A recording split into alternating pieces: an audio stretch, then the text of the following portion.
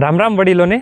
આપણે બાજરીમાં 8 દિવસ પહેલાં 19-19 ખાતર, પ્રોફેનોસાયપર અને સ્પ્રાઇટ પાવડર આ ત્રણેય એક સાથે મિક્સ કરી અને સ્પ્રે કર્યો હતો અને નીચેથી પાણી સાથે હ્યુમિક આપેલું હતું.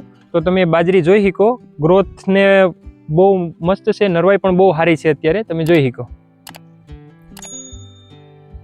પણ આમાં અત્યારે ઈળનો એટેક બહુ હેવી છે. તમે જોઈ શકો આ રીતના પાંદડાને ખાઈ ગયા છે. અહીંયા આવો, તમને ઈળ પણ બતાવું હું.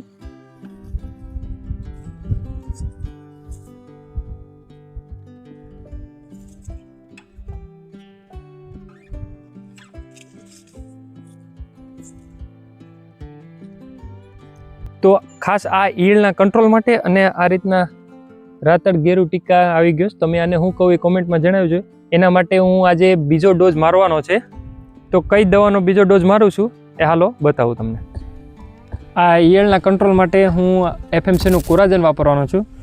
એની સાથે ફૂગનાશક એઝોટો શ્રીરામનું, જે રાતળ માટે ઉપયોગ કરવાનો છે. આમાં એઝેક્સોસ્ટ્રોબિન અને ટેબુકોનાઝોલ આવે. અને એની સાથે આ બ્લેક અમૃત, આ 3 દવાનો સ્પ્રે કરવાનો છે હું. આ કોરાજનનો એક પંપમાં હું 6 mlનો ઉપયોગ કરવાનો છે દવાનો. આ ફૂગનાશકને એક પંપમાં 25 ml નાખવાનું છે. અને આ બ્લેક અમૃતને એક પંપમાં 50 ml નાખવાનું છે. આ દવાથી ઈયળ ઉપર અને રાતળ ઉપર કંટ્રોલ મળશે કે નહીં એનો વિડીયો હું 3 થી 4 દિવસની અંદર પાછો આપણી ચેનલ ઉપર મૂકી દઈશ. તો ચેનલને જલ્દીથી સબસ્ક્રાઈબ કરી લ્યો. જય જવાન, જય કિસાન.